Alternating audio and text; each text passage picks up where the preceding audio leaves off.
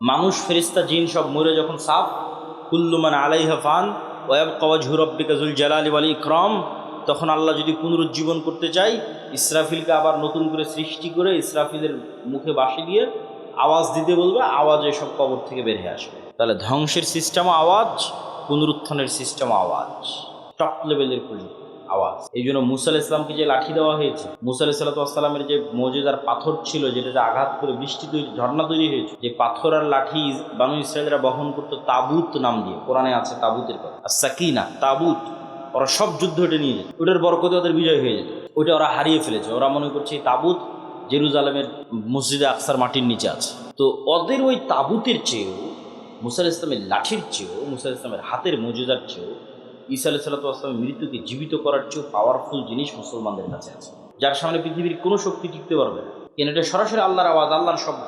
আর সবচেয়ে পাওয়ারফুল হচ্ছে শব্দ, সবচেয়ে পাওয়ারফুল হচ্ছে আওয়াজ। এই জন্য শ্রেষ্ঠতম জিকির হচ্ছে পবিত্র কোরআন। আফজালুল জিকির তিলাওয়াতুল কোরআন, শ্রেষ্ঠতম জিকির কোরআন তেলাওয়াত করা। কিন্তু সেই কোরআন শিখে কে, পড়ে কে, বুঝে কে, জানে কে? কোরআনের যা অবস্থা আমাদের বাড়িতে ঘরে, আমাদের তা অবস্থা পৃথিবীতে। এভাবেই ভাগ্য নির্ধারণ করা আছে। জিকিরের ক্ষেত্রে যে দুটো পয়েন্ট বাকি আছে। মুসা আলাইহিস সালাতু ওয়াস সালামকে আল্লাহ সুবহানাহু ওয়া তাআলা বললেন যে, মুসা, তোমাকে লাঠি দিলাম, জিহ্বা তোতলা ছিল ভালো করে দিলাম, ভাইকে সহযোগী হিসেবে দিলাম, তো এখন তুমি রওনা দাও, তবে একটা কথা মনে রাখো, ওয়ালা তানিয়া ফি জিকির, জিকির করতে যদি ভুলে যাও সব ডিঅ্যাক্টিভেট হয়ে যাবে। যা ফাংশন দিয়েছি, ধরেন মুসা আলাইহিস সালাতু ওয়াস সালাম এক সপ্তাহ থেকে নামাজও পড়ে না, জিকিরও করে না, ধরেন কথার কথা বলে, তার মানে মুসা আলাইহিস সালামের কালব আল্লাহর সাথে কানেক্টেড না। সালাতের প্রযুক্তিও ব্যবহার করেনি, জিকিরের প্রযুক্তিও ব্যবহার করে, কালব রব্বুল আলামিনের সাথে কানেক্টেড হতে পারে। এখন যদি ওই লাঠি 1000 ছাড়ে, জীবনে সাফ হবে, ও ডিঅ্যাক্টিভেট হয়ে গেছে। সমুদ্রের মধ্যে মারলে রাস্তা তৈরি হবে না। যেভাবে তোমাদের ফেসবুক, হোয়াটসঅ্যাপ, ফেসবুক কর্তৃপক্ষ মেটা ডিঅ্যাক্টিভেট করে, ডিঅ্যাক্টিভেট ওটা তখনই কাজ করবে যখন মুসা আলাইহিস সালামের কালব রব্বুল আলামিনের সাথে কানেক্টেড। সালাত এবং জিকির এই দুটা দিয়ে ওটা আল্লাহ বলে দিচ্ছে, ওয়ালা তানিয়া ফি জিকরি, খবরদার আমাকে স্মরণ করতে বলিও না, তোমার কালবকে আমার সাথে কানেক্টেড থাকতে হবে। তাহলে তোমার হাতের লাঠি সমুদ্রে মারলে রাস্তা তৈরি হয়ে যাবে। আল্লাহু আকবার।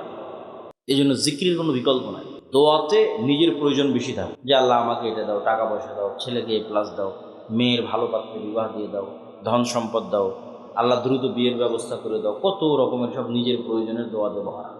মানুষ দোয়া করবে, আল্লাহ পছন্দ করে, কোনো সমস্যা নেই।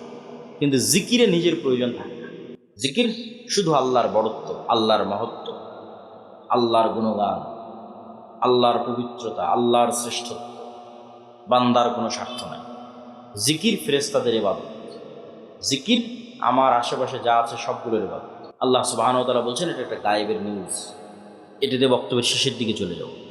ইউসাব্বিহু লিল্লাহি মা ফিস সামাওয়াতি ওয়া মা ফিল আরদ, আসমান জমি এবং তার মধ্যে যা কিছু আছে, এই প্যান্ডেল, ওই টিস্যু, এই গায়ের জামা, ওই মোবাইল ক্যামেরা, এই মাটি, সব 24 ঘন্টা তাসবিহ পড়তেছে। আল্লাহু আকবার। এই তাসবিহ পড়ার আওয়াজ আছে। আমি এমনি বলি না, আওয়াজ সবচেয়ে পাওয়ারফুল।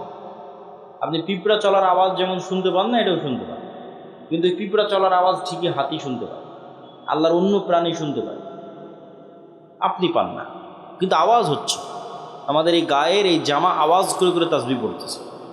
শুধু কি এটা ভয়ঙ্কর না, এর চেয়ে বড় ভয়ঙ্কর হচ্ছে আমরা যখন তাসবিহ পড়ি তখন এরা বুঝে।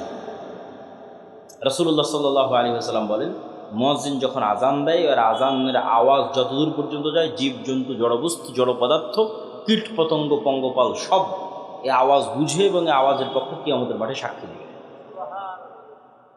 তাহলে চারপাশের জীবজন্তু, সৃষ্টিজীবের ইবাদত হচ্ছে তাসবিহ, জিকির। ফেরেশতার ইবাদত তাসবিহ, জিকির। তাহলে এবার আপনিও যখন সকাল সন্ধ্যা জিকির করবেন, তাসবিহ পাঠ করবেন, তখন আপনার জন্য পৃথিবীর সব কিছু সহজ হয়ে যাবে। 5 ওয়াক্ত সালাত, রাতের সালাত এবং সকাল সন্ধ্যার জিকির মুসলমানদের সবচেয়ে বড় অস্ত্র। আর এই পবিত্র কোরআন, আল্লাহর সাহায্য আসমান থেকে জমিনে নামিয়ে আনার জন্য। এটা ছাড়া ওই যে আপনি শতভাগ তাওহীদে বিশ্বাসী, শতভাগ ঈমান বিল গায়বে ইয়াকিন রাখেন, বিশাল জ্ঞান অর্জন করেছেন, সত্যবাদিতা, ন্যায়পরায়ণতা প্রতিষ্ঠা করতে যাবেন, তো বহির্বিশ্ব তো আপনাকে বাঁচিয়ে রাখবে না, মারবে। তখন তো আপনার আল্লাহর সাহায্য লাগবে। তখন কী করবেন? দুনিয়ার শক্তিতে বিজয় অর্জন করতে পারবেন না। এই জন্য আগে থেকেই আল্লাহ সুবহানাহু ওয়া তাআলার সাথে সম্পর্ক লাগবে। এই জন্য সালাত লাগবে, রাতের সালাত লাগবে, সকাল সন্ধ্যার জিকির লাগবে। যা যা এই কমতিগুলো ছিল ইবাদতের কমতি আর গুনাহ, সবগুলোর কাফারা হিসেবে তার জীবনকে গ্রহণ করে নেওয়া হয়েছে। তাহলে এখন তো আর বাধা প্রদানকারী কিছু থাকলো না। ও এখন ওর কাছে জান্নাত এখন বিক্রি হয়ে গেছে। তো বিক্রি হওয়া জিনিসের উপর দাবি থাকে, ওটা আমি কিনেছি, কে এখানে ঢুকতে বাধা দিবে? ওটা আমার হাতে দলিল আছে, কেউ ঢুকতে বাধা দিতে পারে। ক্রয়কৃত জমিতে ঢুকতে কে বাধা দিবে? তা আপনি যেমন গুলশানে প্লট এবং ফ্ল্যাট কিনতেছেন, আল্লাহ সুবহানাহু ওয়া তাআলা বলছে আমি জান্নাতের প্লট আর ফ্ল্যাট সেল করতেছি। কে কিনবে? কেনার একটা রাস্তা জীবন দিয়ে দিতে হবে আল্লাহর রাস্তা, কেনার আর একটা রাস্তা হচ্ছে টাকা দিয়ে কিনতে হবে। তাহলে কি হবে? টাকা দিয়ে আপনি ইবাদতে যা কমতি হয়েছে ওটাও রিকভার করতে পারবেন, গুনাহ যা হয়েছে তাও মেটাতে পারবেন, মানুষজন যা মামলা মোকদ্দমা নিয়ে আসবে তারও জরিমানা দিতে পারবেন। টাকা খুবই পাওয়ারফুল। তাহলে আপনি টাকার জোরে জান্নাত কিনে নিলেন, টাকার পাওয়ারে জান্নাত কিনে নিলেন, কিন্তু ওই পরিমাণ টাকার মালিক হয়ে তো উঠতে হবে। সম্মানিত উপস্থিতি, তো ইবাদতের কমতিতে টাকা গ্রহণ হয়, গুনাহের কাফারে টাকা গ্রহণ হয় দুনিয়াতে, পরকালে তো হবেই। হজ করতে গেছেন, কোনো একটা ইবাদত পূর্ণ মতো হয়নি, জামরায় পাথর নিক্ষেপ ভালো মতো হয়নি, দিন মিস গেছে, মুআল্লিম সাহেব আপনাকে বলবে যে আপনি একটা দুম্বা বা খাসি আল্লাহ রাস্তায় দান করে দেন। তাহলে ইবাদতে যে কমতিটা হয়েছে হজে, ওই কমতিটা রিকভার হয়ে যাবে, পূরণ হয়ে যাবে। রমজান মাসে দিনের বেলায় স্ত্রীর সাথে সাংসারিক জীবনে গেছেন, এটা অনেক বড় কবিরা গুনাহ। এই কবিরা গুনাহ থেকে দুনিয়াতেই মুক্তি হয়ে যাবে। টাকার জোরে একজন গোলামকে আজাদ করে দেন, অথবা টাকার ক্ষমতায় 60 জন মিসকিনকে খাওয়ান। তো টাকা দিয়ে দুনিয়াতেই গুনাহের কাফারা এবং নেকির কমতিতে, ইবাদতের কমতিতে রিকভারি হয়, এটা কিয়ামতের মাঠেও হবে। আবার মানুষজন যখন মামলা মোকদ্দমা নিয়ে আসবে তখন হবে। ফলত কিয়ামতের মাঠে নিশ্চিত জান্নাত পেতে হলে ঘরে বসে থাকার সুযোগ নাই, প্রচুর পরিমাণে হালাল উপায়ে টাকা ইনকাম করতে হবে, আর প্রচুর পরিমাণে সেই টাকা আল্লাহর রাস্তায় দান করতে হবে। তাহলে জান্নাত কনফার্ম, নিশ্চিত করে কিনে নিয়ে দুনিয়া থেকে বিদায় হওয়া যাবে। তো জান্নাত বিক্রি হয়, এটা বুঝালাম। গোলামি থেকে মুক্তির জন্য অর্থনৈতিক মুক্তি জরুরি, এটা কেন? রাসূলুল্লাহ সাল্লাল্লাহু আলাইহি ওয়াসাল্লাম যখন মক্কা থেকে হিজরত করে মদিনায় আসেন, তখন মদিনার সকল টাকা পয়সার মালিক ছিল ইহুদিরা। বাজার ঘাট সব কিছুর কেন্দ্র তাদের হাতে। এখন মদিনা সনদের চুক্তির ভিত্তিতে মুহাম্মদ সাল্লাল্লাহু আলাইহি ওয়াসাল্লাম মদিনা নামক রাষ্ট্রের প্রধানমন্ত্রী। এখন প্রধানমন্ত্রী আমি, কিন্তু টাকার কন্ট্রোল আমার হাতে নাই, তাহলে এই দেশ আমি চালাতে পারবো না, সম্ভব নয়। ওটাকে বলা হয় ঢাল নাই, তলোয়ার নাই, নিধিরাম সর্দার। নামকা অস্তে বসে আছে, কিন্তু ক্ষমতা প্রয়োগের মাধ্যম নাই। তো মুহাম্মদ সাল্লাল্লাহু আলাইহি ওয়াসাল্লাম খুব ভালোভাবে জানতেন যে মদিনার টাকার কন্ট্রোল যতক্ষণ আমার হাতে না আসবে, ততক্ষণ এই মদিনায় প্রকৃত শাসন তৈরি করা কঠিন আছে। ইহুদিদের কাছে নত থাকতে হবে। এই জন্য রাসূলুল্লাহ সাল্লাল্লাহু আলাইহি ওয়াসাল্লাম প্রথম আদেশেই আনসার এবং মুহাজিরদের মধ্যে মুআলাত, আল ওয়ালা, মুআলাতের সম্পর্ক তৈরি করে দিলেন, যে প্রত্যেক আনসার তার যা সম্পদ আছে সেটার একটা অংশ মুহাজিরদের দিয়ে দিবে। কারো 10টা উট থাকলে 5টা দিয়ে দিবে, কারো 10 বিঘা জমি থাকলে 5 বিঘা দিয়ে দিবে। কেন? আনসারীরা কৃষক আর মুহাজিরেরা ব্যবসায়ী, যারা মক্কা থেকে আল্লাহর নবীর সাথে এসেছে, এদের রক্তে ব্যবসা আছে। স্বয়ং রাসূল সাল্লাল্লাহু আলাইহি ওয়াসাল্লাম ব্যবসায়ী। তাহলে মদিনার টাকার কন্ট্রোল হাতে নিতে হলে ব্যবসা করা লাগবে, কৃষি কাজ করে হবে না। আর মদিনার আনসারীরা কৃষক, অতএব ওরা ওদের সম্পত্তি অর্ধেক অর্ধেক করে মুহাজিরদের বুঝিয়ে দিক, মুহাজিররা ওটা নিয়ে ব্যবসা শুরু করবে। অল্প কয়েকদিনের মধ্যে মদিনার টাকার কন্ট্রোল চলে আসবে মুহাম্মদ সাল্লাল্লাহু আলাইহি ওয়াসাল্লামের সাহাবীদের। হলেও তাই। আল্লাহর নবীর জীবদ্দশাতে ওসমান বিন আফফান, আব্দুর রহমান বিন আওফ, জুবাইর ইবনুল আওয়াম এরা মদিনাতে কোটিপতি হয়ে গেল।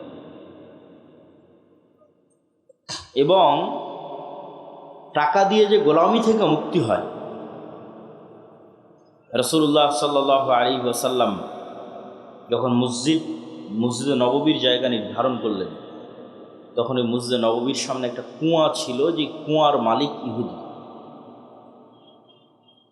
এখন আজকেই সৌদি আরবের সবচেয়ে বড় সমস্যা পানি। তাদের 1500 বছর আগে পানির কি প্রয়োজন ছিল মরুভূমির দেশে, আর মুসলমানদেরকে ওযু করা লাগে 5 বার। তো মুহাম্মদ সাল্লাল্লাহু আলাইহি ওয়াসাল্লাম কি ইহুদির কাছে নত হয়ে বলতে হবে, বাবা ইহুদি, আমার মুসলমানেরা তো উজু করবে, তো তোমার কুয়াটা একটু ব্যবহার করতে দিতে হবে, একটু দিবা? এই যে নত হওয়া, এই নত হওয়াটাই তো গোলামি। রাসূলুল্লাহ সাল্লাল্লাহু আলাইহি ওয়াসাল্লাম বললেন, কে আছে এমন যে এই কুয়া জান্নাতের বিনিময়ে কিনে দিতে পারবে মুসলমানদের জন্য? উসমান ইবনে আফফান রাদিয়াল্লাহু তাআলা আনহু তার নিজের টাকা দিয়ে এই কুয়া রাসূল সাল্লাল্লাহু আলাইহি ওয়াসাল্লামের আদেশে কিনে দিলেন। তাহলে উসমান যদি টাকা ইনকাম না করত, আর সেই টাকা দিয়ে যদি কুয়া না কিনে দিত, তাহলে ইহুদির কাছে অনুরোধে মাথা নত হতো মুহাম্মদ সাল্লাল্লাহু আলাইহি ওয়াসাল্লাম। টাকার জোরে সে মাথাটা নত হলো না। এটাই স্বাধীনতা। ফেরাউন বানু ইসরায়েলকে গোলাম বানাতো তার একটা পদ্ধতি, অনেকগুলো পদ্ধতির একটা পদ্ধতি টাকা। সেটা হচ্ছে কারুনকে দিয়ে প্রচুর পরিমাণে সুদি লোন দিত, সুদের উপর লোন দিত। সুদের উপর লোন দিলে মানুষকে দ্রুত গোলাম বানানো যায়। তো এইটা একটা পদ্ধতি ছিল, টাকার কন্ট্রোল নিজের হাতে রেখে সুদের উপর লোন দিয়ে বানু ইসরায়েলকে গোলাম বানানো। মুহাম্মদ সাল্লাল্লাহু আলাইহি ওয়াসাল্লামের জীবদ্দশায় যে যুদ্ধগুলো হয়েছে, এই যুদ্ধগুলোকে আপাত দৃষ্টিতে দেখলে মনে হয় যে এটি ধর্মযুদ্ধ, হক আর বাতিলের যুদ্ধ। কিন্তু বদরের যুদ্ধের ইতিহাস পড়ে দেখেন, বাস্তবে কিন্তু এটা অর্থনীতির যুদ্ধ, টাকার দ্বন্দ্ব, টাকার যুদ্ধ। অন্তত বদরের যুদ্ধের ক্ষেত্রে হক বাতিল তো আছেই, কিন্তু শুরুটা হয়েছে কিভাবে? এখান থেকে কেবলা কি পিছন দিকে, এইদিকে? এখান থেকে যদি কেবলা এইদিকে হয়, তাহলে আমরা ধরে নিই এই যে এটা হচ্ছে মক্কা, এটা হচ্ছে মদিনা, আর এটা হচ্ছে সিরিয়া, বা আমি যে পারে বসে আছি এটা সিরিয়া, ফিলিস্তিন, জেরুজালেম। আর ওই পাশে এটা হচ্ছে সমুদ্র, লোহিত সাগর।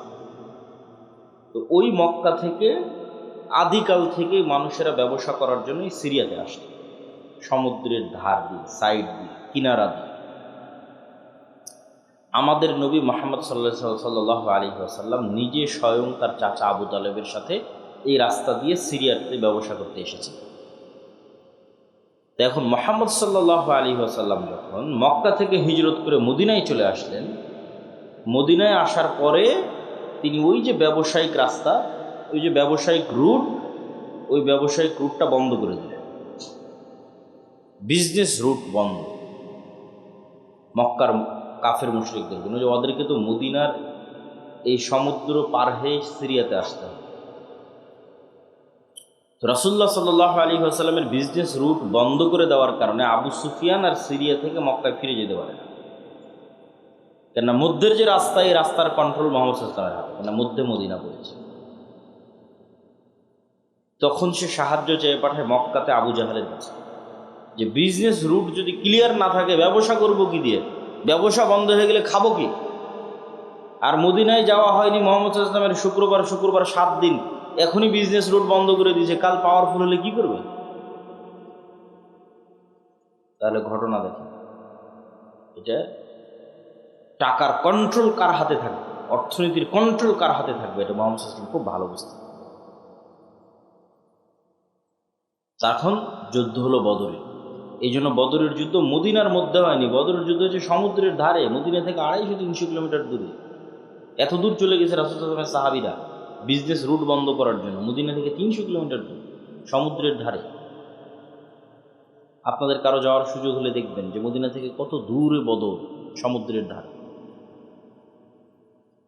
তো সম্মানিত উপস্থিতি, টাকা অর্থনীতি গোলামি থেকে মুক্তির একটা মাধ্যম। দুঃখজনক হচ্ছে আজকের মুসলমানেরা এটা, আজকের মুসলমানদের যে স্বভাব এবং বৈশিষ্ট্য, এটা আজ থেকে 1400 বছর আগের মুসলমানদের স্বভাব এবং বৈশিষ্ট্য ছিল না। আল্লামা ইকবাল লিখেছেন, নাহি মাকাম কি খুগর তবিয়তে আজাদ, হাওয়ায়ে সাইরে মিসালে নসিম পয়দা কর। যে মুসলমানেরা কখনো এক দেশ, এক এলাকা, এক গ্রাম, এক কাজ, নির্ধারিত কোনো কিছুর কোনোদিন মুখাপেক্ষী ছিল না। মুসলমানেরা হচ্ছে সকালের প্রবাহিত বাতাসের মতো, যার কোনো বর্ডার নাই, যার কোনো সীমানা নেই। রাসূলুল্লাহ সাল্লাল্লাহু আলাইহি ওয়াসাল্লামের সাহাবীদের বেশিরভাগ 90% নিজ এলাকা, নিজ গ্রাম, নিজ দেশে মরেন। তেনারা নির্ধারিত কাজ, নির্ধারিত পেশা, নির্ধারিত দেশ নিয়ে কোনোদিন পড়ে থাকেন, সকালের প্রবাহিত বাতাসের মতো। জীবিত কওমের আলামত এটাই যে তাদের সকাল এবং সন্ধ্যা পরিবর্তন হয়, আর মৃত কওমের আলামত এটাই যে তাদের সকাল এবং সন্ধ্যা এক থাকে। প্রতিদিন সকালবেলা উঠলাম, মাঠে গেলাম, কাজ করলাম, বাড়িতে আসলাম। প্রতিদিন সকালবেলা উঠলাম, অফিসে গেলাম, কাজ করলাম, বাড়িতে আসলাম। এই যে ডেইলি রুটিন সেম, এটা হচ্ছে মৃত জাতির আলামত। আর 1400 বছর আগের মুসলমানেরা মরু যাযাবর, বিদুইন। আজ এখানে 2 দিন, তো কাল গোবিন্দগঞ্জে 3 দিন, তারপরের দিন বগুড়া গাবতলীতে 5 দিন, তারপরের দিন ঢাকা, চলছেই তো চলছে। তারপরে দিল্লি, করাচি, আফগানিস্তান, প্রতিদিন সকাল সন্ধ্যা পরিবর্তন হচ্ছে। ব্যবসা করে বেড়াচ্ছে সারা পৃথিবী। ব্যবসার রাস্তা দিয়ে মুসলমানেরা দিন প্রচার করছে। ভারতের কেরালা, বাংলাদেশের চট্টগ্রাম, ইন্দোনেশিয়া, মালয়েশিয়া, সব ব্যবসার রাস্তা দিয়ে দিন গেছে। মুসলমানদেরকে চাকরি করা, গোলামি, নৌকরি, নৌকার, চাকর, এটা শিখিয়েছে ইউরোপিয়ানরা। মুসলমানদের গতি এটা ছিল না। মুসলমানদের গতি হচ্ছে টাকা ইনকাম করতে হবে, দিনের দাওয়াত দিতে হবে, ব্যবসা করতে হবে। এই জন্য দিনের কাজে অর্থের খুব প্রয়োজন। আজকের এই অনুষ্ঠান চলা অবস্থাতেও আপনারা এই প্রতিষ্ঠানে, এই উদ্যোগে দানে অংশগ্রহণ করবেন, এটা আপনাদের প্রতি উদাত্ত আহ্বান থাকবে। আল্লাহ কবুল করুক, বলেন আল্লাহ আমিন। তাহলে আমাদের বক্তব্যের বিষয়, মুসলমানেরা গোলামি থেকে বাঁচবে কীভাবে। তো শুরুই করলাম অর্থনৈতিক মুক্তি, গোলামি থেকে মুক্তির একটা রাস্তা। 2 নম্বর, শতভাগ তাওহীদ এবং শতভাগ ঈমান বিল গায়ব। ঈমান বিল গায়বে ইয়াকিন ছাড়া মুসলমানদের বাঁচার কোনো রাস্তা নেই। অন্তত 20% মানুষ লাগবে বাংলাদেশে যদি আমরা একটা পূর্ণাঙ্গ বিপ্লব চাই, যে বিপ্লবটা হবে ন্যায়, যে বিপ্লবটা হবে ইনসাফের। তাহলে অন্তত 20% মানুষ লাগবে, যে 20% মানুষ শতভাগ তাওহীদে বিশ্বাসী, শতভাগ ঈমান বিল গায়বে ইয়াকিন রাখে। শতভাগ তাওহীদ কি? সুন্দরগঞ্জ, গাইবান্ধার আহলুল হাদিস ভাইয়েরা মনে করতে পারে যে আমরা তো শিরক বেদাত করি না, কবর মাজারে যাই না, তাহলে আমাদের তাওহীদে সমস্যা কোথায়? আছে। শতভাগ তাওহীদে খুব কম মানুষ বিশ্বাসী। যেমন এখানে অনেকেই আছেন যিনি কবরে মাজারে যান না, কিন্তু তিনি বিড়ি সিগারেটের নেশায় আসক্ত। তাহলে ওনার ইলাহ হচ্ছে বিড়ি সিগারেট। ইলাহাহু হাওয়া, মনের প্রবৃত্তি তার ইলাহ। সে আল্লাহর ইচ্ছার সামনে নিজের ইচ্ছাকে জবাই করতে পারেনি। আল্লাহর চাওয়া, আল্লাহর আদেশের সামনে নিজেকে পরিপূর্ণ আত্মসমর্পণ করতে পারেনি। ये दौर अपने इब्राहिम की तलाश में है। আজকের যুগে মুসলমানদের মুক্তির রাস্তা হচ্ছে একজন ইব্রাহিম আলাইহিস সালাম লাগবে। মুসলমানদের মধ্যে ইব্রাহিম আলাইহিস সালাম নাই। ইব্রাহিম আলাইহিস সালাম মানে কি? শতভাগ তাওহীদ।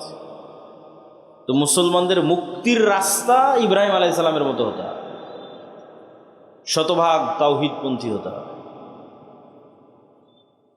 আপনি টাকার জন্য, দুনিয়া এবং বস্তুবাদী চিন্তাধারার জন্য হালাল হারামের চিন্তা চেতনা বাদ দিয়ে দিয়েছেন, ক্ষমতার জন্য বাদ দিয়ে দিয়েছেন, নারীর জন্য বাদ দিয়ে দিয়েছেন, বিড়ি সিগারেট নেশার জন্য বাদ দিয়ে দিয়েছেন। তাহলে এগুলো প্রত্যেকটাই দাসত্বের জিনজির, এগুলো পূর্ণাঙ্গ তাওহীদের প্রমাণ বহন করে না।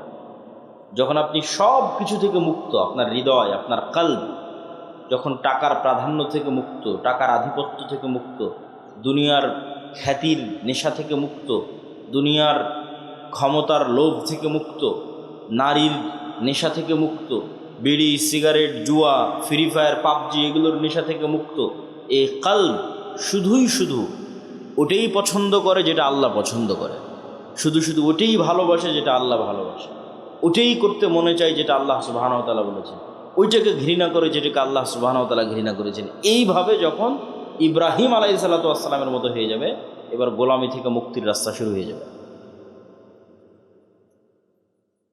রাষ্ট্র কিভাবে তৈরি হয়? ইবনে খালদুন লিখেছেন, রাষ্ট্রের অন্যতম একটা ভিত্তি হচ্ছে আসাবিয়া, কোনো নির্দিষ্ট একটা জিনিসের উপর কঠোরতা। পৃথিবীর সব রাষ্ট্র কোনো না কোনো একটা জিনিসের উপর কঠোর হওয়ার মাধ্যমে ওই রাষ্ট্র গড়ে উঠেছে। যেমন এখনকার যত নেতা দেখতে পাবেন বাংলাদেশের অথবা এরকম মুসলিম দেশের, সবার মুখে দেখবেন জিকির চলে, গণতন্ত্র গণতন্ত্র, আমরা গণতান্ত্রিক রাষ্ট্র তৈরি করব, গণতন্ত্রের জন্য আন্দোলন করেছি, গণতন্ত্রের জন্য জীবন দিয়েছি, গণতন্ত্র মুখ। তাহলে এই রাষ্ট্রটা তৈরি করা হচ্ছে গণতন্ত্রের উপরে, এটাই আসাবিয়া। ঠিক ভারতের ওদেরকে দেখবেন ওরা কিসের উপর রাষ্ট্র তৈরি? হিন্দুত্ববাদ, হিন্দুত্ববাদ, হিন্দুত্ববাদ, এইটাই ওদের আসাবিয়া। তো আপনি মুসলমানেরা ততক্ষণ পর্যন্ত স্বাধীন হতে পারবেন না যতক্ষণ না আপনি আপনার দিনের উপর কঠোর হতে পারবেন। এইটার উপর ভিত্তি করে রাষ্ট্র তৈরি হয়ে যাবে। আপনিও স্বাধীন হয়ে যাবেন, রাষ্ট্র স্বাধীন হয়ে যাবে, কিন্তু শতভাগ তাওহীদপন্থী হতে হবে, নিজের দিনের উপর কঠোর হতে হবে।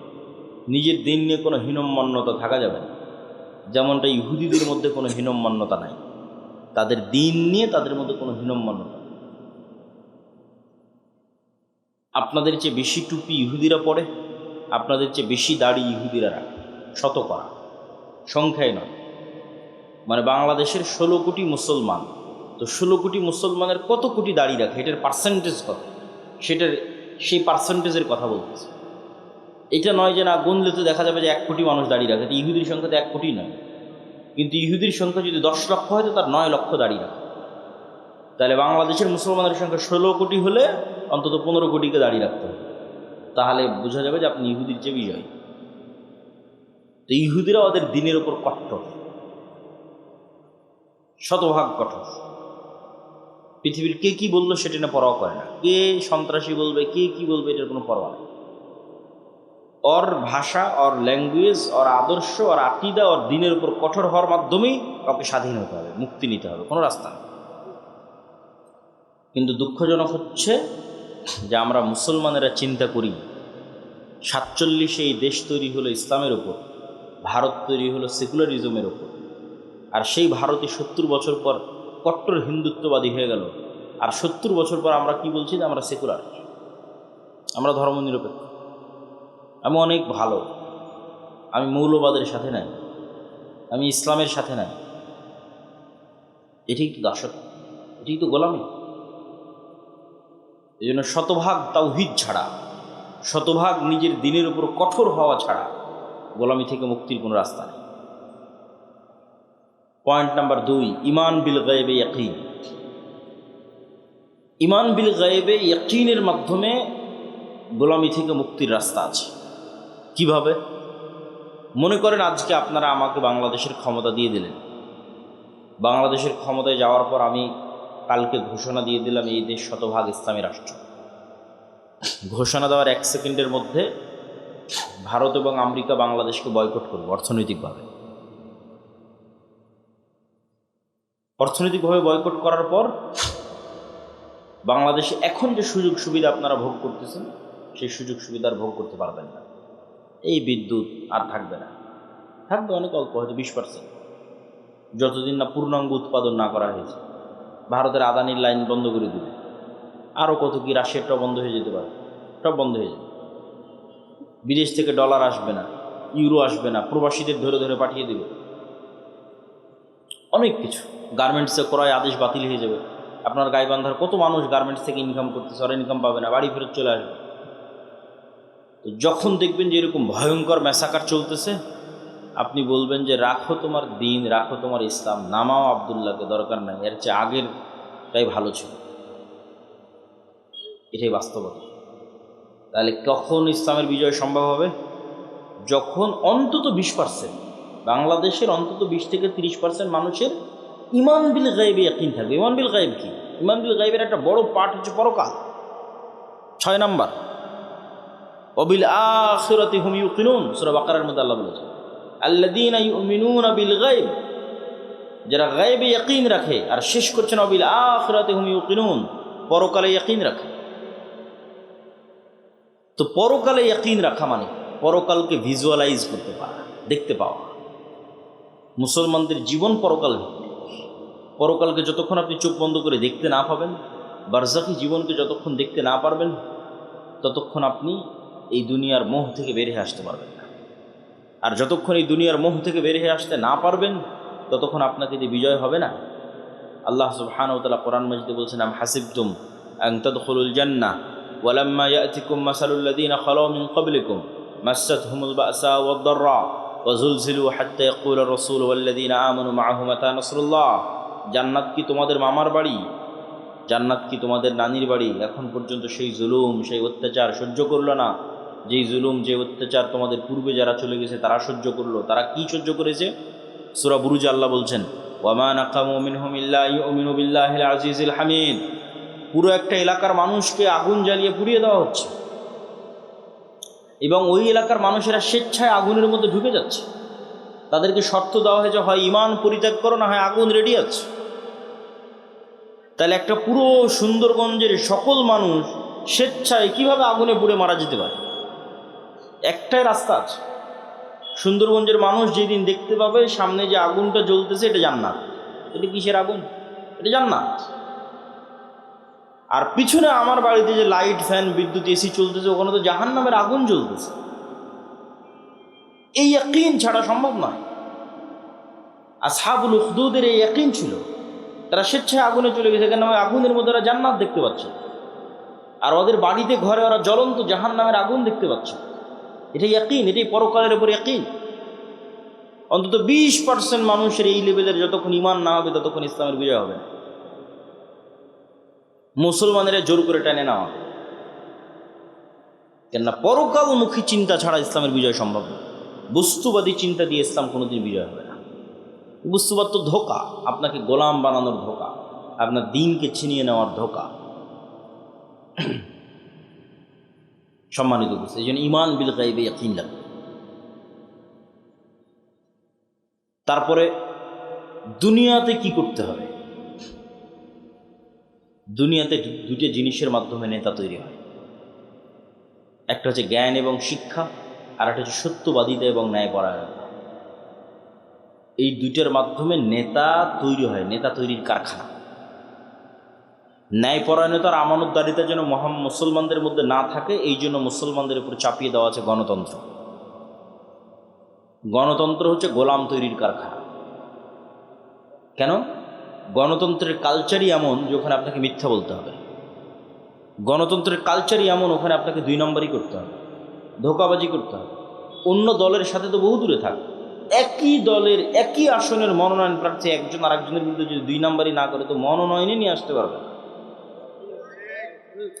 তাহলে এই যে 2 নম্বরই কালচারের মধ্যে দিয়ে যেন বড় হয়, এই জন্য গণতন্ত্র চাপিয়ে দেওয়া। তাহলে কি হবে?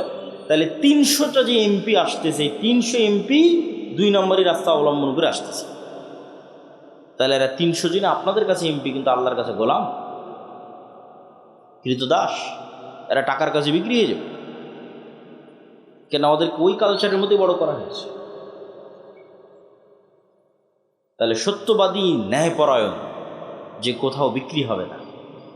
এই যে OC, DC, SP, AC land, sub registrar, এদের তো রাজনৈতিক দলের সাথে এদের ক্ষমতা যায় না। আওয়ামী লীগের আমলেও যারা ছিল, এখনও তারাই। এটা সরকারি চাকরি, যতক্ষণ রিটায়ার্ড না হয়েছে ততক্ষণ যাবে না। পুলিশ বলেন, আর্মি বলেন, জজ বলেন, বিচারক বলেন, সব। এরা তো আমরা আপনারাই, এরা তো বাইরের কেউ নয়। এরাই যদি বলে যে আজ থেকে সত্যবাদী হলাম, ন্যায়পরায়ণ হলাম, একদিনে দেশে 80% ইসলাম কায়েম হয়ে যাবে। কিন্তু ভুল হচ্ছে আমরা মানুষকে বুঝাতে পারিনি যে এটা ইসলাম। মানুষ মনে করে নিয়েছে যে সবাই মিলে যদি আমরা বোরখা পরি তাহলে ওটাই হয়তো শতভাগ ইসলাম। এটা অবশ্যই ইসলাম। আমরা সবাই মিলে যদি মসজিদে যাই তাহলে এটাই শতভাগ ইসলাম, অবশ্যই ওটা ইসলাম। কিন্তু আমরা সবাই মিলে মসজিদেও গেলাম, সবাই মিলে বোরখাও পরলাম, কিন্তু আবার একজন আর একজনের টাকা মেরেও নিলাম, তাহলে আমরা এখনো বুঝিনি যে ইসলাম এইটা এখনো বুঝিনি। কেন? এক কালবে আল্লাহর ঈমান আর আমানতের খেয়ানত একত্রিত হতে পারে না। লা ঈমান আল ঈমান লা আমানাত লাহু। ফলত মানুষকে আমরা বুঝাতেই পারিনি। আমি যে বললাম যে আজকে OC, DC, SP, AC land, sub registrar এরা যদি শতভাগ সৎ আর ন্যায়পরায়ণ হয়ে যায় তো 80% ইসলাম কায়েম হয়ে যাবে, এটা কেমনে বললাম? কেননা রাষ্ট্রে ইসলামের ট্রাম্প কার্ডই হচ্ছে, রাষ্ট্রে ইসলামের বিজ্ঞাপনই হচ্ছে ন্যায়, ন্যায়পরায়ণতা, ন্যায় বিচার, সত্যবাদিতা। এটা মোহাম্মদ সাল্লাল্লাহু আলাইহি ওয়াসাল্লাম মার্কেটিং করে গেছে ঈসা আলাইহিস সালামের জন্য, যে ঈসা আলাইহিস সালামের পূর্বে পৃথিবী জুলমে ভরা থাকবে, ঈসা আলাইহিস সালাম না আসা পর্যন্ত কিয়ামত কায়েম হবে না। লা তাকুমুস সাআহ হাত্তা ইয়ানজিলা ঈসা ইবনে মারইয়াম। ঈসা ইবনে মারইয়াম যতক্ষণ অবতীর্ণ না হয়েছে কিয়ামত হবে না। আর ঈসা ইবনে মারইয়াম অবতীর্ণ কি করবে জানো? সারা পৃথিবীতে ন্যায় প্রতিষ্ঠা করবে। আল্লাহু আকবার। এটা ব্র্যান্ডিং। রাসূল সাল্লাল্লাহু আলাইহি ওয়াসাল্লাম এটা বলেনি যে ঈসা ইবনে মারইয়াম অবতীর্ণ হয়ে সারা পৃথিবী সব মানুষকে বাধ্যতামূলক সালাত আদায় করাবে। মানুষ সালাত আদায় করবেই, কিন্তু রাষ্ট্রে ইসলামের ব্র্যান্ডিং কি? রাষ্ট্রে ইসলামের ব্র্যান্ডিং এটা নেয়। তো ওই OC, DC, SP, AC land, sub registrar এরা এমন ইসলাম বুঝলো যে এরা এখন মানুষের টাকা মেরে নিয়ে হজ করে, ঘুষ নিয়ে মসজিদে দান করে, প্রশ্ন ফাঁসের টাকা দিয়ে মাদ্রাসায় দান করে। তাহলে আমরা কি ইসলাম বুঝালাম বলেন মানুষকে? এটার সাথে যে ইসলামের কোনো সম্পর্ক নাই, এটা যে মুনাফিকি, এটা তো আমরা বুঝাতে পারলাম না। এইটার তো দিনের সাথে ঠাট্টা আছেই, এটা তো মুনাফিকি আছেই। ধরেন একজন মানুষ হারাম নয় হালাল টাকা দিয়ে দান করল, একজন মানুষ 5 ওয়াক্ত সালাত জামাতে মসজিদে আদায় করলো, রাতে তাহাজ্জুদের সালাত আদায় করলো, তবুও ওই রাতে তাহাজ্জুদ সালাত আদায়কারীর চেয়ে আর আল্লাহর রাস্তায় হালাল টাকা দানকারীর চেয়ে ওসি যদি শুধু তার নিজ চেয়ারে বসে ন্যায় প্রতিষ্ঠা করতে শতভাগ, ওইটা বেশি নেকির কাজ ছিল। এইটাই তো বুঝাতে পারলাম। এটা রাসূল সাল্লাল্লাহু আলাইহি ওয়াসাল্লামের হাদিস, সাবআতু ইউযিল্লুহুমুল্লাহ ইয়াওমা লা যিল্লা ইল্লা যিল্লুহ। 7 শ্রেণীর মানুষকে আল্লাহ আরশের ছায়া দিবেন, তার 1 নম্বরে জায়গা দেওয়া আছে ন্যায়পরায়ণ, দায়িত্বশীল। বাকি নামাজি, দানকারী এদেরকে 2, 3, 4 জায়গা দেওয়া আছে। আর 1 নম্বরে জায়গা দেওয়া আছে যে নিজ দায়িত্বে শতভাগ ন্যায়পরায়ণ।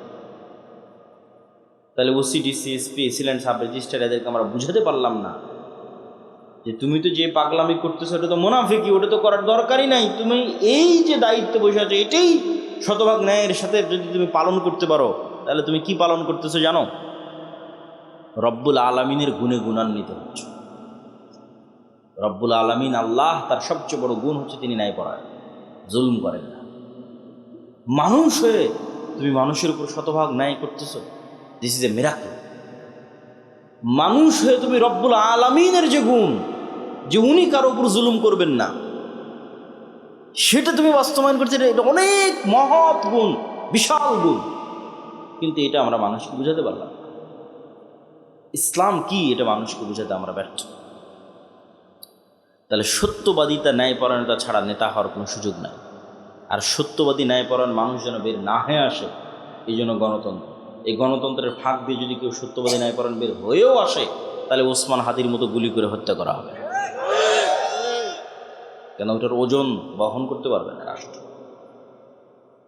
আধিপত্যবাদী শক্তি ওটার ওজন বহন করতে পারবে না।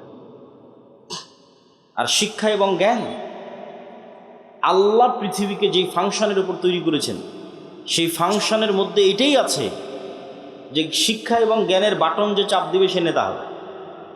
এখন সুন্দরগঞ্জের যুবকেরা যদি সব free fire, PUBG, TikTok, IPL, BPL এগুলো নিয়ে ব্যস্ত থাকে, সময় নষ্ট করে, মদ, জুয়া, গাঞ্জা নিয়ে ব্যস্ত থাকে, আর ইউরোপ আমেরিকার ইহুদি খ্রিস্টানের সন্তানেরা যদি জ্ঞান অর্জন করে, তো আল্লাহ বলবে না এই ইহুদি খ্রিস্টান তোদের নেতা বানাবো না, আমার সুন্দরগঞ্জে কিছু মদখোর, জুয়াখোরকে নেতা বানাবো। এটা আল্লাহ করবেন না। আল্লাহ নিজের তৈরি করা রুলস ভাঙ্গেন না। ওই ইহুদি খ্রিস্টানের নেতা হয়ে যাবে। যারা সর্বোচ্চ ডাক্তার, সর্বোচ্চ ইঞ্জিনিয়ার, কিন্তু বিক্রি হয় না, কেউ কিনতে পারে না ওদের। ন্যায় পরায়ণ, সত্যবাদী, আবার তাওহীদে শতভাগ তাওহীদে বিশ্বাস রাখে, আবার ঈমান বিল গায়বে ইয়াকিন রাখে। এদেরকে পরাজিত করবে এরকম কোনো শক্তির জন্মই হয়নি পৃথিবীতে। কিন্তু হ্যাঁ, এরকম 500 যুবক তৈরি হয়ে গেলে তারা পৃথিবীর জন্য, সাম্রাজ্যবাদী শক্তির জন্য হুমকি। তখন তারা এদেরকে ধ্বংস করতে চায়, হত্যা করতে চায়। আর যখন ধ্বংস এবং হত্যা করতে চাইবে তখন আল্লাহর সাহায্য লাগবে। আল্লাহর সাহায্য ছাড়া মুসলমানদের বিজয় আগেও কোনোদিন হয়নি, পরেও কোনোদিন হবে না। দুনিয়ার শক্তিতে মুসলমানদের বিজয় হয় না। দুনিয়ার শক্তি চেষ্টার অংশ। বিজয় হয় কি দিয়ে? তো কথা বলেন তো, কি দিয়ে বিজয় হয়? আল্লাহর সাহায্য দিয়ে বিজয় হয়। আল্লাহর সাহায্য কেমনে পাবো? আল্লাহর সাহায্য পাওয়ার জন্য দুটো বড় মাধ্যম আছে, প্রযুক্তি আছে, অস্ত্র আছে আল্লাহর সাহায্য পাওয়ার। একটা সালাত আর একটা জিকির। 5 ওয়াক্ত সালাতের তো লাগবেই। 5 ওয়াক্ত সালাতের পরে আরও একটা সালাত খুবই পাওয়ারফুল, ওটা হচ্ছে রাতের সালাত। আর জিকির তো আছেই, কিন্তু জিকিরের মধ্যে একটা জিকির খুবই পাওয়ারফুল, ওটা হচ্ছে সকাল সন্ধ্যার জিকির। কিন্তু এই সালাত এবং এই জিকির কেন পাওয়ারফুল, এই সালাত এবং জিকির দিয়ে কেমনে আল্লাহর সাহায্য আসবে, এটা একটু বুঝে তারপরে আমাদেরকে সামনের দিকে আগাতে হবে। দেখেন, এখান থেকে ঢাকা অথবা আমেরিকা অথবা রাজশাহীতে কোনো ভালো টিচার যদি থাকে, তার সাথে আপনি অনলাইনে ক্লাস করতেছেন লাইভ, অথবা অনলাইনে ফোনে কথা বলতেছেন লাইভ। তো এই যে অনলাইনে ফোনে লাইভ কথা বলতেছেন, লাইভ ক্লাস করতেছেন, লগ ইন করে পাসওয়ার্ড দিয়ে, তো হাজার হাজার কিলোমিটার দূরে থাকা টিচারের মুখোমুখি হয়েছেন ইন্টারনেট দিয়ে, জুম দিয়ে, হোয়াটসঅ্যাপ দিয়ে। তো এইটা যে প্রযুক্তি, এই প্রযুক্তির চাইতেও লক্ষ কোটি গুণ টপ লেভেলের প্রযুক্তি হচ্ছে আমি দুনিয়াতে বসে আছি আর আমার সাথে 7 আসমানে থাকা রব্বুল আলামিন লাইভ কানেক্টেড হবে। ওটা হচ্ছে সালাত। রব্বুল আলামিনের সাথে রব্বুল আলামিন 7 আসমানে, আরশে, আমি দুনিয়ায়, কিন্তু মুখোমুখি হব লাইভ, সরাসরি কথা হবে। ওটার প্রযুক্তি সালাত, ওটার জন্য সালাতে দাঁড়াতে হবে। সিস্টেম ওইটা, ফরম্যাট ওইটা, যেটা আমার পূর্বের বক্তা বলছিলেন, এটা গায়েবে নির্ধারিত ফরম্যাট, লাউহে মাহফুজে নির্ধারিত ফরম্যাট। সেম হুবহু ওই ফরম্যাট যখন আপনি ধারণ করবেন, কানেকশন তৈরি হয়ে গেছে। ফরম্যাটে উল্টাপাল্টা হয়ে গেলে কানেকশন হবে, নেটওয়ার্ক কাজ করবে, অ্যাক্টিভ হবে না, ফাংশন করবে। এই জন্য ফরম্যাট হুবহু এরকমই থাকা লাগবে, যেমনটা লাউহে মাহফুজে, লাউহে মাহফুজ থেকে জিব্রাইল, জিব্রাইল থেকে মোহাম্মদ সাল্লাল্লাহু আলাইহি ওয়াসাল্লাম, মোহাম্মদ সাল্লাল্লাহু আলাইহি ওয়াসাল্লাম থেকে কোরআন এবং হাদিস। তো কোরআন এবং হাদিসে যেভাবে ফরম্যাট দেওয়া আছে ওটাই হতো।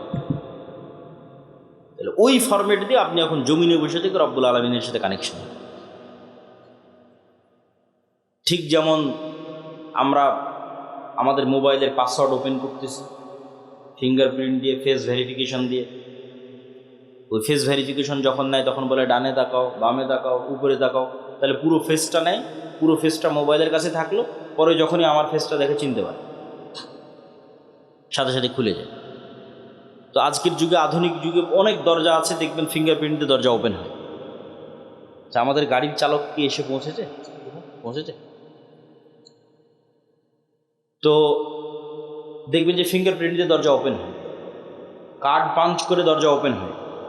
তো মনে করেন আমরা অত্যাধুনিক প্রযুক্তির একটা দরজার সামনে দাঁড়িয়ে আছি, যেই দরজা পাসওয়ার্ড অনেক কঠিন, প্রচুর ভ্যারাইটিস পাসওয়ার্ড। যেমন মোবাইলের পাসওয়ার্ড দেওয়ার সময় ওরা কী বলে যে শুধু ইংরেজি লিখিও না, সংখ্যা দাও, 1 2 3 4 দাও, 1 2 3 4 পরে হ্যাশ দাও, স্টার দাও, যত রকমের দিতে পারো তত পাসওয়ার্ড শক্ত।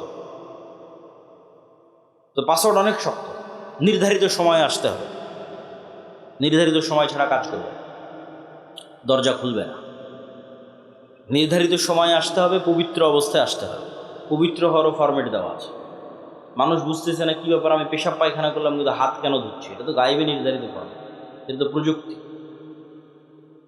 পেশাব পায়খানা করে এসে মাথা কেন মাসাই করতেছে? তো লাউহে মাহফুজ এভাবে নির্ধারণ করা আছে, এইটা ওইটার সাথে মিলে যাবে, তখনই তো কানেকশন তৈরি হবে, তখনই তো যোগাযোগ তৈরি হবে। আসে যখন আপনি নির্ধারিত সময় যখন পবিত্র অবস্থায় দাঁড়ালেন, এটা একটা ফরম্যাট, এর সাথে একটা আওয়াজ আছে, সাউন্ড আছে, আলহামদুলিল্লাহ রাব্বিল আলামিন আর রহমানির রহিম। রুকুতে যখন গেলেন, এটা একটা ফরম্যাট, ওর সাথে একটা সাউন্ড আছে, সুবহান রাব্বিল আযীম। সিজদায় গেলেন, ওর সাথে একটা সাউন্ড আছে, সুবহান রাব্বিল আলা। এই ফরম্যাট, সাউন্ড, দাঁড়ানো, সময়, নিয়াত, কালব কানেক্টেড, চোখ সিজদায়, সব যখন মিলে গেছে, তখন তো সামনের দরজা উন্মুক্ত হবে, ধরতে পেরেছে পরিপূর্ণভাবে, তখন আল্লাহর সাহায্যের দরজা উন্মুক্ত হবে, আল্লাহ সুবহানাহু ওয়া তাআলার রহমত পাওয়ার দরজা উন্মুক্ত হবে। এটাই সালাত। সালাত ছাড়া মুসলমানদের বাঁচার কোনো রাস্তা নাই। সালাত ছাড়া মুসলমানদের মুক্তির কোনো রাস্তা নাই। কেন? সাত আসমানের সাথে যোগাযোগই হবে না। 5 ওয়াক্ত সালাতে জেনে নেওয়ার নামই নাই, গন্তিতেই নাই, আল্লাহর কাউন্টের মধ্যেই নাই। তো অকিদে কি কাজ হবে? ওর ভোটেরও কোনো দাম নাই, ওর মিছিলেরও কোনো দাম নাই, ওর তাকবীরেরও কোনো দাম নাই, ভ্যালুলেস। 16 কোটি বেনামাজি ভোট দিয়ে যদি বলে ইসলাম বিজয় করবে, এটা মিথ্যা কথা। তা আল্লাহর খাতাতে নেই কিসের ইসলাম? তো 7 আসমানের সাথে যতক্ষণ সম্পর্ক না থাকছে, রব্বুল আলামিনের সাথে যতক্ষণ কানেকশন না থাকছে, ততক্ষণ এইটা দিয়ে আল্লাহ সুবহানাহু ওয়া তাআলার সাহায্য আসবে না, ইসলামেরও বিজয় হবে না। নিজের ব্যক্তি স্বার্থ আদায় হয়ে যাবে, নিজের দুনিয়াবি কিছু লাভ লোকসান হতে পারে, ইসলামের নয়। এই জন্য সালাত ছাড়া কোনো রাস্তা নাই। মুসলমানকে সালাত আদায় করতেই হবে। এই জন্য রাসূলুল্লাহ সাল্লাল্লাহু আলাইহি ওয়াসাল্লাম সূর্যগ্রহণে সালাত, চন্দ্রগ্রহণে সালাত, বৃষ্টি প্রার্থনায় সালাত, যুদ্ধের মধ্যে সালাত। যুদ্ধের মধ্যে সবাই মিলে যুদ্ধ করলে তো যুদ্ধ আরও জমে। তা না করে বলছে সালাতের সময় হয়ে গেছে, অর্ধেক যুদ্ধ করো, অর্ধেক সালাত আদায় করো। কেন? তোমাদের এই যুদ্ধ সবাই মিলে যুদ্ধ করলে বিজয় হবে, ওই থিওরিতে এই যুদ্ধ চলে না। এটা যদি জিহাদ ফি সাবিলিল্লাহ হয়, জিততে হলে রব্বুল আলামিনের সাহায্য লাগবে। রব্বুল আলামিনের সাহায্য আসার জন্য ওই যে ফরম্যাটে দাঁড়াতে হবে, প্রযুক্তি ইউজ করতে হবে। তাহলে আসমান থেকে সাহায্য নামা শুরু করবে, আর আসমান থেকে সাহায্য না নামলে তোমাদের বিজয় হবে না। এই জন্য সালাত আদায় করা ছাড়া মুক্তির কোনো রাস্তা নেই। আর একটা বলেছি, জিকির। জিকির কেন পাওয়ারফুল? জিকির কেন শক্তিশালী? জিকির কেন পাওয়ারফুল, শক্তিশালী? এটা বুঝতে হলে আপনাকে বুঝতে হবে শব্দ, আওয়াজ, বাক্য কেন শক্তিশালী। আজকে আমরা যেই বিশ্বে দাঁড়িয়ে আছি, এই বিশ্বটা আধুনিক সভ্যতা দাঁড়িয়ে আছে যে আমি আব্দুল্লাহ এখান থেকে বলবো, আমার এই আওয়াজটা মোবাইলে ক্যাপচার করবে, মোবাইল থেকে নেটওয়ার্কে দিবে, দিয়ে এখন আমার কথা এখন আমেরিকাতে বাজতেছে। এ কেমনে আমেরিকা গেল? এটা আলোর মধ্যে দিয়ে আমার কথা ট্রান্সফার হয়ে যাচ্ছে, আমার চেহারা, ছবি, ভিডিও আলোর মধ্যে দিয়ে ট্রান্সফার হয়ে যাচ্ছে। এটা পৃথিবী যেদিন থেকে সৃষ্টি হয়েছে ওই দিন থেকেই হয়, মানুষ জানত। এই গায়েব আল্লাহ উন্মোচন করেছে 50 বছর 60 বছর হচ্ছে মানুষের জন্য। তো এটার উপরে এই আধুনিক সভ্যতা টিকে আছে। কিন্তু এই আধুনিক সভ্যতার চেয়েও পাওয়ারফুল অত্যাধুনিক প্রযুক্তি হচ্ছে শব্দভিত্তিক, আওয়াজ ভিত্তিক প্রযুক্তি। কিন্তু ওর ধারে কাছে বিজ্ঞানীরা নাই। বিজ্ঞানীদের ওই লেভেল পর্যন্ত জ্ঞান পৌঁছেনি। কিন্তু ওই লেভেল পর্যন্ত কিছু জ্ঞান আল্লাহ আবার সুলাইমান আলাইহিস সালামকে দিয়েছিলেন। বলেন আল্লাহু আকবার। তাহলে সুলাইমান আলাইহিস সালাম আজ থেকে 1000 বছর আগে কোন লেভেলের জ্ঞান অর্জন করেছিলেন? যেমন আমার এখানে যদি একজন চাইনিজ বসে থাকে, ও আমার একটা কথা বুঝতে পারবে, খালি আওয়াজ ওর কানে যাবে। কি যাবে? আওয়াজ। তো এটা এক ধরনের আওয়াজ। আমি যে বাংলা বলতেছি, this is one kind of sound, এটা একটা ধরনের আওয়াজ। আপনি বুঝতেছেন, আরেকজন বুঝে না। ঠিক এখানে এসে একটা চাইনিজ যদি বক্তব্য দেয়, আপনি খালি আওয়াজই শুনতে পাবেন। কী যে আওয়াজ, তো অর্থ জানি না। তাহলে অবশ্যই এই ধরনের কোনো একটা আওয়াজের সিস্টেম আছে, ফরম্যাট আছে, যেটা আপনি উচ্চারণ করলে গরুতে বুঝে নেবে যে কি বললো। বলেন আল্লাহু আকবার। ওইটা আমাদের ব্রেনে আল্লাহ দেয়নি, ওটা সুলাইমান আলাইহিস সালামকে দিয়েছে। কোন বাক্য, কোন আওয়াজ উচ্চারণ করলে আমি পিঁপড়াকে বলতে পারবো, পিঁপড়া তুমি ডানে যাও, এটার একটা আওয়াজ আছে। এই আওয়াজের জ্ঞান আল্লাহ কাকে দিয়েছিল? বলেন না যে কাকে দিয়েছিল? সুলাইমান আলাইহিস সালামকে দিয়েছিল। এটা সবচেয়ে অত্যাধুনিক প্রযুক্তি, সর্বোচ্চ লেভেলের প্রযুক্তি, আওয়াজ, শব্দ। আবার ওই পিঁপড়া কি বলতেছে সেটাও সুলাইমান আলাইহিস সালাম বুঝতো, পাখি কি বলতেছে ওটাও সুলাইমান আলাইহিস সালাম বুঝতো। সুলাইমান আলাইহিস সালামের জীবদ্দশায় সবচেয়ে ঐতিহাসিক একটা ব্যতিক্রম ঘটনা হচ্ছে রানী বিলকিসের সিংহাসনকে উঠিয়ে নেওয়া আসা হয়েছে চোখের পলক। কোরআনে আর বর্ণনা আছে। তো সুলাইমান আলাইহিস সালাম যখন বললেন বিলকিসের সিংহাসনকে নিয়ে আসতে হবে, তখন একটা জিন বলছে, ক্বালা ইফরিতুম মিনাল জিন, যে আমি আপনার এই বসা থেকে উঠার আগে ওই সিংহাসন ইয়ামান থেকে ফিলিস্তিনে নিয়ে আসি। এইটা সুলাইমান আলাইহিস সালামের পছন্দ হয়। তখন আরেকজন বলল, কোরআনের ইবারত হচ্ছে আল্লাযী ইনদাহু ইলমুম মিনাল কিতাব, যার কাছে কিতাবের জ্ঞান আছে, সে বলল যে আপনার চোখের পলক পড়ার পূর্বে সিংহাসন হাজির হয়ে যাবে। তাহলে ইফরিত নামক জিন যখন বলেছে তখন গায়ের জোরে বলেছে, যে গায়ের জোরে উড়ে যাব, উড়ে আসবো। আর পরের জন যখন বলেছে গায়ের জোরে বলেন, জ্ঞানের জোরে বলেছে। আল্লাহ কোরআনে বলেছে আল্লাযী ইনদাহু ইলমুম মিনাল কিতাব, কিতাবের জ্ঞান আছে। কি জ্ঞান? কোন জ্ঞান? যে জ্ঞানে চোখের পলকে সিংহাসন নিয়ে চলে আসবে ইয়ামান থেকে ফিলিস্তিন, 1000 কিলোমিটার দূরে। তো অনেক মুফাসসির লিখেছেন যে আল্লাহ সুবহানাহু ওয়া তাআলার বিশেষ কিছু জিকির তার জানা ছিল, সাউন্ড, আওয়াজ, জ্ঞান, জিকির, বিশেষ কিছু জিকিরের জ্ঞান, যে আওয়াজ দিয়ে, যে সাউন্ড দিয়ে চোখের পলকে সিংহাসন ওখান থেকে উড়ে চলে আসবে। তো সাউন্ড খুব পাওয়ারফুল। এই জন্য আল্লাহ সুবহানাহু ওয়া তাআলা পৃথিবী ধ্বংসর সিস্টেম নির্ধারণ করেছেন সাউন্ড। যে ইসরাফিল বাঁশিতে ফুঁ দিবে, আওয়াজ তৈরি হবে, আওয়াজে সূর্য চন্দ্র নক্ষত্র সব ভেঙে চূর্ণ বিচূর্ণ হবে, আওয়াজ। মানুষ, ফেরেশতা, জিন সব মরে যখন সাফ, কুল্লু মান আলাইহা ফান ওয়া ইয়াবকা ওয়াজহু রাব্বিকা যুল জালালি ওয়াল ইকরাম, তখন আল্লাহ যদি পুনরুজ্জীবন করতে চাই, ইসরাফিলকে আবার নতুন করে সৃষ্টি করে ইসরাফিলের মুখে বাঁশি দিয়ে আওয়াজ দিতে বলবে, আওয়াজে সব কবর থেকে বের হয়ে আসবে। তাহলে ধ্বংসের সিস্টেমও আওয়াজ, পুনরুত্থানের সিস্টেম আওয়াজ। টপ লেভেলের প্রযুক্তি, আওয়াজ। এই জন্য মুসা আলাইহিস সালামকে যে লাঠি দেওয়া হয়েছে, মুসা আলাইহিস সালামের যে মুজিজার পাথর ছিল, যেটাতে আঘাত করে বৃষ্টি তৈরি, ঝর্ণা তৈরি হয়েছে, যে পাথর আর লাঠি বানু ইসরায়েলরা বহন করতো তাবুত নাম দিয়ে, কোরআনে আছে তাবুতের কথা, আর সাকিনা, তাবুত।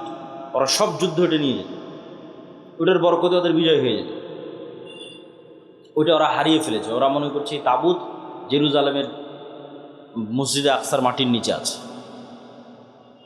তো ওদের ওই তাবুতের চেয়েও, মুসা আলাইহিস সালামের লাঠির চেয়েও, মুসা আলাইহিস সালামের হাতের মুজিজার চেয়েও, ঈসা আলাইহিস সালামের মৃত্যুকে জীবিত করার চেয়েও পাওয়ারফুল জিনিস মুসলমানদের কাছে আছে।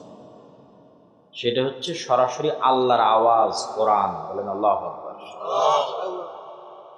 কোরআন সরাসরি আল্লাহর আওয়াজ, আল্লাহর সাউন্ড, আল্লাহর শব্দ, আল্লাহর বাক্য, যেটা জিবরাইল হয়ে মুহাম্মদ সাল্লাল্লাহু আলাইহি ওয়াসাল্লাম হয়ে আমাদের পর্যন্ত এসেছে। এই জন্য কোরআন তেলাওয়াত বিশুদ্ধ হতে হবে, যাতে হুবহু মুহাম্মদ সাল্লাল্লাহু আলাইহি ওয়াসাল্লামের মতো হয়। ফরম্যাট মিলবে, তখন বেশি কাজ করবে, এবং ওইভাবে ওই লেভেলের আরবি বুঝতে হবে। এটাই মুসলমানদের সবচেয়ে বড় সম্পদ, সবচেয়ে বড় প্রযুক্তি, যার সামনে পৃথিবীর কোনো শক্তি টিকতে পারবে না। কেন? এটা সরাসরি আল্লাহর আওয়াজ, আল্লাহর শব্দ। আর সবচেয়ে পাওয়ারফুল হচ্ছে শব্দ, সবচেয়ে পাওয়ারফুল হচ্ছে আওয়াজ। এই জন্য শ্রেষ্ঠতম জিকির হচ্ছে পবিত্র কোরআন। আফজালুজ জিকির তিলাওয়াতুল কোরআন, শ্রেষ্ঠতম জিকির কোরআন তেলাওয়াত করা। কিন্তু সেই কোরআন শিখে কে, পড়ে কে, বুঝে কে, জানে কে? কোরআনের যা অবস্থা আমাদের বাড়িতে ঘরে, আমাদের তা অবস্থা পৃথিবীতে। এভাবেই ভাগ্য নির্ধারণ করা আছে। তো জিকিরের কথা বলতে গিয়ে আর দুটো পয়েন্ট বলব, যে জিকির কেন গুরুত্বপূর্ণ, কেন শক্তিশালী, কেন পাওয়ারফুল। পৃথিবীর এমন কোনো অসম্ভব নাই যা সম্ভব করা যাবে না জিকির দিয়ে। তবে তার আগে জিকিরের উপর গুরুত্বপূর্ণ দুটো পয়েন্ট উল্লেখ করার আগে জরুরি 2 মিনিট কথা। এই যে আজ সুন্দরগঞ্জে সম্ভবত আমি আজকে প্রথম এসেছি নাকি, তো এই যে এত চেষ্টার পর, এত পরিশ্রমের পর প্রথম আসলাম, এই আশা যদি শেষ হয় তাহলে আর কোনো অর্থ থাকে না। কিন্তু বাংলাদেশের যত উপজেলা, 600 উপজেলায় একবার করে গেলে 2 বছর লাগবে, তাও যদি প্রতিদিন প্রোগ্রাম করা হয় না। আর যদি মাত্র সিজনের 2-3 মাস প্রোগ্রাম করা হয় তাহলে 5 বছর লাগবে সব উপজেলায়। তাহলে আপনাদের সাথে আমাদের যোগাযোগ থাকবে কীভাবে? যোগাযোগ থাকার মাধ্যম হচ্ছে মাসিক আল ইতিসাম। যোগাযোগ থাকার মাধ্যম হচ্ছে এই যে আজকে যে আলোচনা করলাম, এটা পুরোটাই এই বইয়ে লেখা আছে, আল্লাহর পথে যাত্রা। এটা সব দাওয়া সেন্টার, মসজিদ, মাদ্রাসা, স্কুল, কলেজে রেখে প্রতি সপ্তাহে অন্তত একদিন 1-2 পৃষ্ঠা করে পাঠচক্র করতে হবে। এটা মুসলমানদের মুক্তির রোডম্যাপ হিসেবে লেখা 1 নম্বর বই। 2 নম্বর আর একটা বই আসবে পূর্ণাঙ্গ বিপ্লবের জন্য, যে একদল মুসলমান প্রস্তুত হবে তারা কি করবে, কি কাজ তাদের, সেটাকে দার্শনিক অ্যাঙ্গেল থেকে, ভিন্ন অ্যাঙ্গেল থেকে, পবিত্র কোরআন এবং হাদিসের মাধ্যমে, দলিলের মাধ্যমে গায়েবের বিষয়গুলোর উপর ফোকাস দিয়ে লেখা আছে। শয়তান, ফেরেশতা, রূহ, নফস, ইমান বিল গায়েব, জিকির, সালাত, এগুলোর উপর ফোকাস দিয়ে লেখা আছে। তো আমাদের বই পুস্তক এবং মাসিক আল ইতিসাম, এগুলো আপনাদের সাথে, আমাদের সাথে আপনাদের স্থায়ী সম্পর্ক ধরে রাখে। 2 নম্বর হচ্ছে মক্তব। বুড়া মানুষদের বিপ্লব হবে না, বেশিরভাগই বৃদ্ধ মানুষ বসে আছে। বিপ্লবের জন্য নতুন প্রজন্ম লাগে। নতুন প্রজন্মকে কোথায় পাবে? মাদ্রাসায় আছে 2% করে, মাদ্রাসায় আসে 2%। সারা বাংলাদেশের যত স্টুডেন্ট 2% মাদ্রাসা। তাহলে 98% স্টুডেন্টকে ধরতে হলে মসজিদে যেতে হবে। প্রত্যেক গ্রামের মসজিদে ওই এলাকার শতভাগ মুসলমানের সন্তানকে মক্তবে নিয়ে আসতে হবে। এটাই আন্দোলন, এটাই মুভমেন্ট। এরাই ভবিষ্যৎ সিডিসি এসপি হবে। এদের মাথার মধ্যে ছোটোবেলায় এই আকিদা, এই বিশ্বাসগুলো দিয়ে দিতে হবে। যাদের কাজ কি, সত্যবাদীতে ন্যায় পরায়ণতা কি, শিক্ষা জ্ঞান কি, শতভাগ তাওহীদ কি, ঈমান বিল গায়বি ইয়াকিন কি। এই জন্য মক্তব লাগে।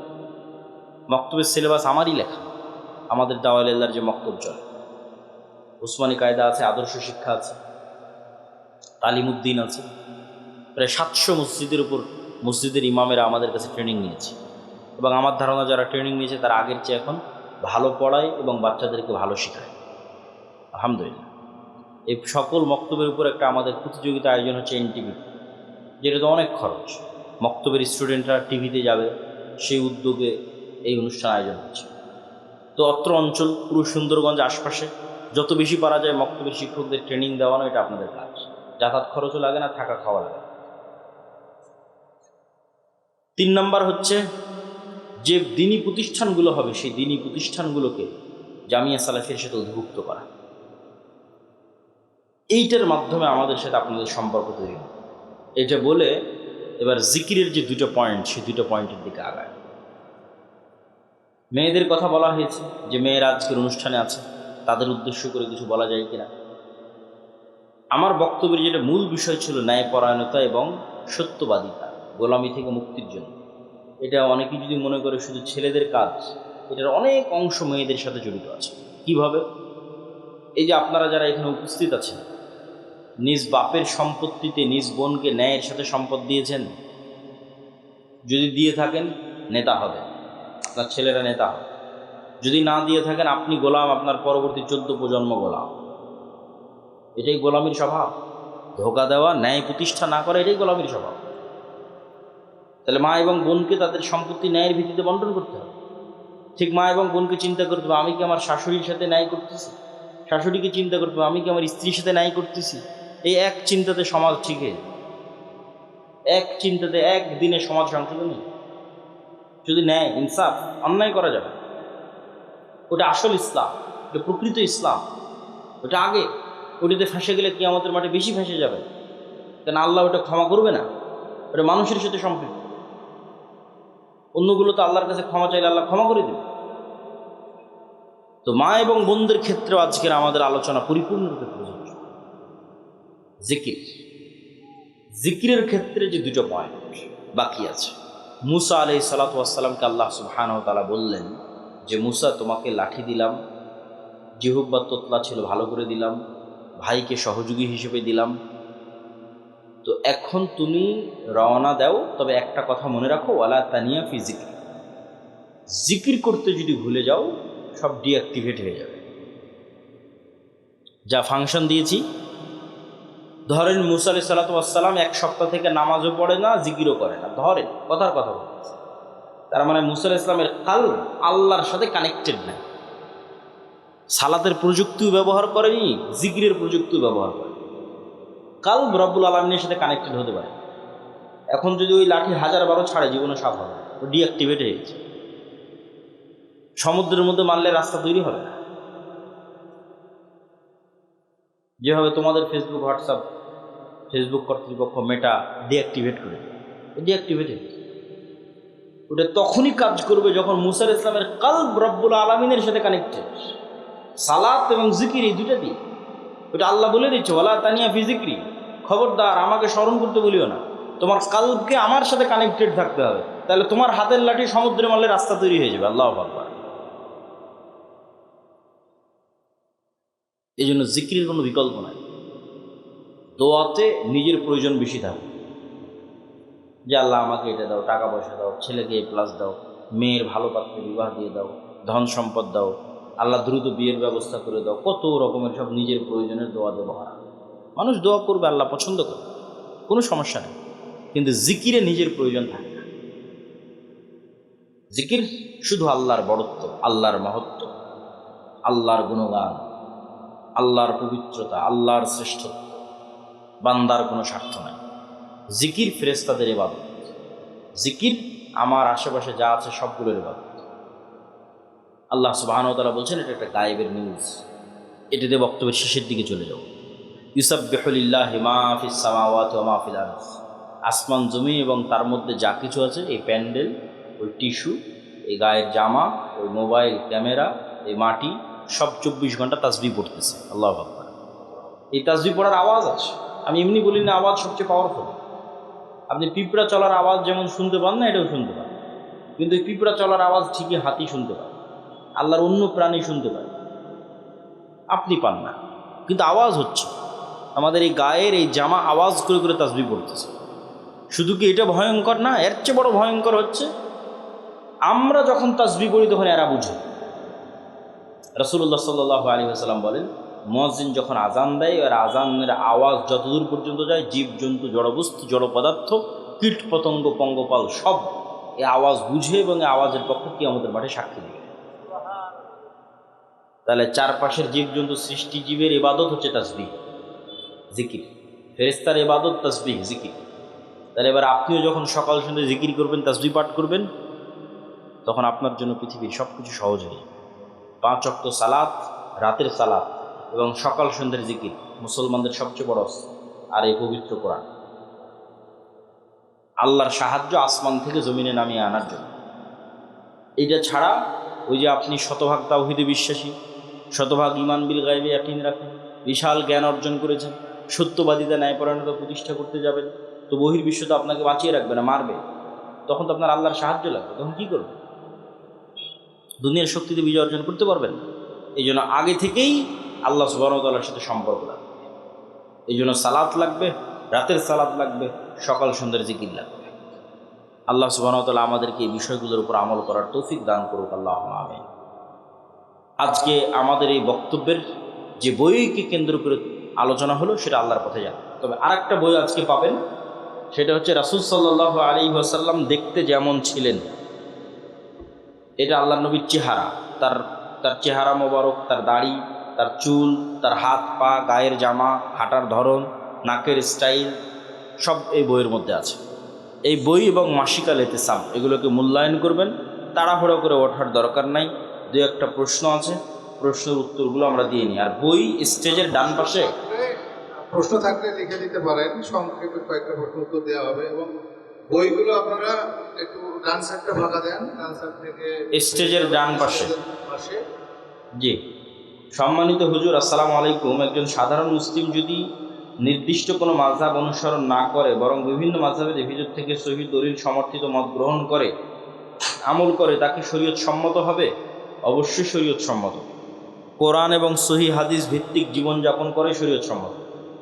আমার প্রতিবেশী আমার ওপর জাদু করেছে, আমি আলহামদুলিল্লাহ এখন সুস্থ, এমন কোনো আমল আছে কি যাতে দ্বিতীয়বার কালো জাদু খাটাতে না পারে? দেখেন, ডিফেন্সিভ আমল তো আছে, কিন্তু ডিফেন্সিভ আমল সর্বোচ্চ লেভেলে কার্যকরী হবে এটা বলা যাবে না। ডিফেন্সিভ আমল আছে, আমল দিয়ে আপনি মুক্তি পাবেন, সেটাই আপনাকে পবিত্র থাকতে হবে সর্বাবস্থায়। 5 ওয়াক্ত সালাত আদায় করতে হবে, সকাল সন্ধ্যার জিকির করতে হবে, সূরা বাকারা, আয়াতুল কুরসি, সূরা বাকারার শেষ 2 আয়াত, সূরা ফাতিহা, নাস, ফালাক, ইখলাস এগুলো তেলাওয়াত করতে হবে। ঘুমাতে যাওয়ার দোয়া, ঘুম থেকে ওঠার দোয়া, এগুলো সব ঠিক রাখতে হবে। হুজুর, আমি একজন যুবক, আর্থিক অসচ্ছলতার কারণে আমি বিবাহ করতে পারছি না।